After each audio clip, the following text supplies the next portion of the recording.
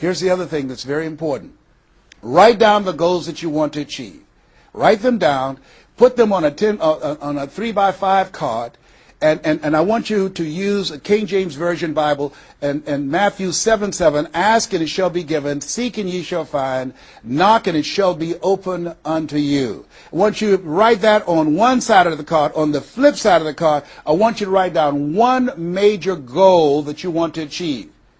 And you want to read that 3 times a day. 3 times a day. What are you doing? You're hypnotizing yourself. And you're dehypnotizing yourself. What you're doing is you are dispelling the myths and all of the spells that you're living under. I think that a poverty mindset is a spell. I think that people go so far, and because they're mesmerized by life, they unconsciously stop. And you have to break that spell by constant attention. So on one side you read your goal, that one major goal, 3 times a day. Then the flip side, you flip that scripture over. Ask and it shall be given. Seek and ye shall find. Knock and it shall be given unto you. As you read that every day, 3 times a day, I can tell you, amazing things, breakthroughs will happen for you. I want you to take the time to think about this one thing. What is it that you're going to do differently?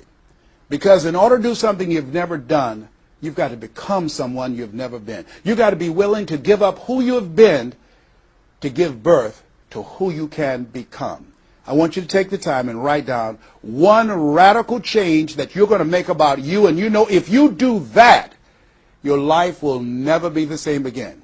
I hope you took some time to really go within, because, see, no one knows you like you. You know what it is that you need to work on.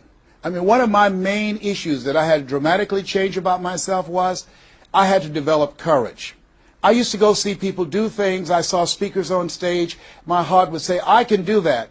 But I didn't have the courage to stand up for myself. For 14 years, I procrastinated. For 14 years, I kept myself as a spectator sitting on the sidelines. And then I saw a speaker, and he was so boring, the room was as quiet as a graveyard between funerals.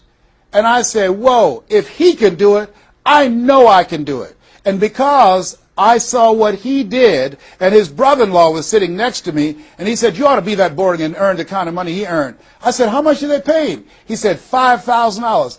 I said, $5,000? He's only been talking for about 45 minutes or an hour. He says, that's how much they make. Now, I wasn't earning $5,000 a month. I said, wait a minute. If he can do that, I know I can do that. Have you ever done that before? He gave me courage. And so at that moment, now that was a decision. I didn't have to have his example of somebody that was less talented than I was to give me the courage. I should have had the courage to stand up myself, to believe in my own stuff.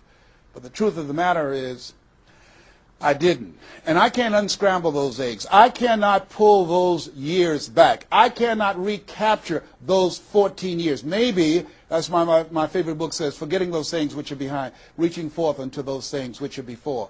And press toward the call of your higher calling. Press toward that mark of your higher calling. You have some talent. You have some abilities. You've got to believe in yourself. You've got to stand up. You can't punk out now. You can't fold now. See, sometimes you have to talk to yourself. It might be the most intelligent conversation you will ever have, talking to yourself. So that radical change, it doesn't happen overnight. You can make the decision, but you've got to stay on top of yourself every day to come from and live your life from a place of power, courage, and faith, as opposed to being a volunteer victim, as most people are, volunteer victims.